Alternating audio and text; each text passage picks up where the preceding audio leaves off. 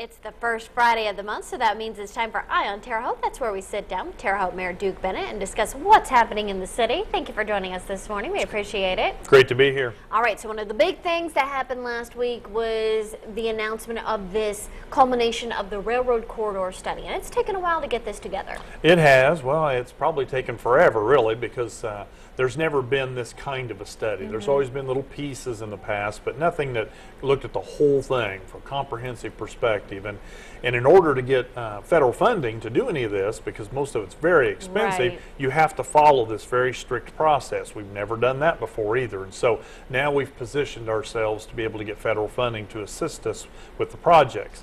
What we talked about last week was really a lot of good things. We've looked at from the use of technology to let people know where the trains are at. You know, it's kind of an interim step, but it'll always be something that we can deal with.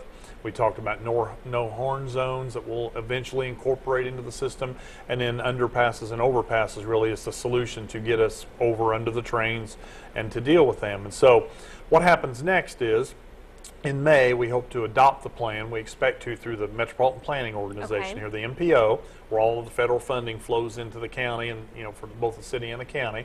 We'll adopt that as our plan from here on out, and then we'll follow that plan. And we'll pick off things from the plan to make individual projects. And so one of the first ones will be 19th and Margaret. Of course, we've talked about it forever. We all know that's the big issue. And as part of the expansion of Margaret Avenue, that next section from 14th to 25th Street will be part of our local transportation planning process to build that road out and to put an overpass in there at 19th and Margaret to deal with that problem. We still need to work out some funding issues, but we know, and we'll have to design it and engineer it. So, you know, it's going to take a couple of years here just to get to that point and property acquisition. But then when that project's completed, then we begin to work on additional projects. You know, we hope to have an overpass or an underpass in the downtown area and kind of on that north central side at some point at the end of the 20 or 25-year plan.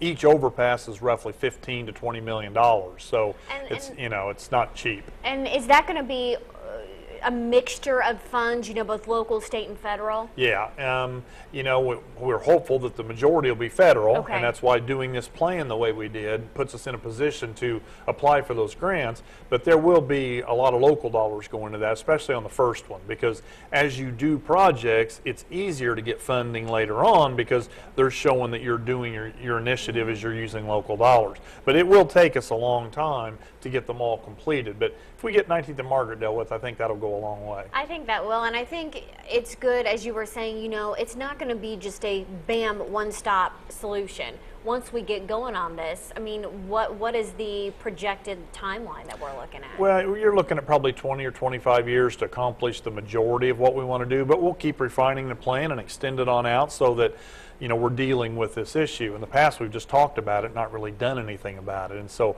what I'm excited about is the railroads are in agreement to what we're doing, and they have to be because it's their private property. We always have to keep that in mind, and they want to work with us, and they want to make it easier, and you know, there's just a lot of positive benefits from this, but there is a price tag to it, and we'll have to be, you know, prudent with how we do this. Well, and as you were saying too, this is kind of something that the city's going to have to look into at some point, no matter what, because, you know, train traffic is just increasing. It's not decreasing. Absolutely. We expect it to be doubled at the end of the 15-year period. That's what they're telling us. For the next 15 years, we ought to see a doubling of the number of trains coming through Terre Haute. So we'll be right on the schedule to get a lot of this work completed to in time for that.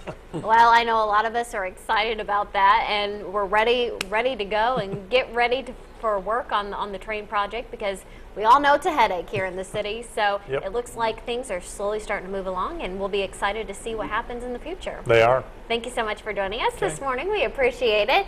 As always, if you have an idea for a segment of your own, head on over to WTHI-TV.com. You can watch this segment again, also on the community page.